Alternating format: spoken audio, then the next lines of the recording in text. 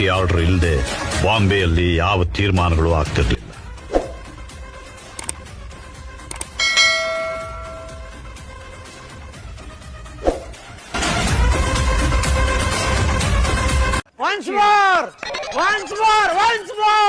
Rakhi order ಇಲ್ಲದೆ ಬಾಂಬೆಯಲ್ಲಿ ಯಾವ ತೀರ್ಮಾನಗಳು ಆಗ್ತಿರ್ಲಿಲ್ಲ.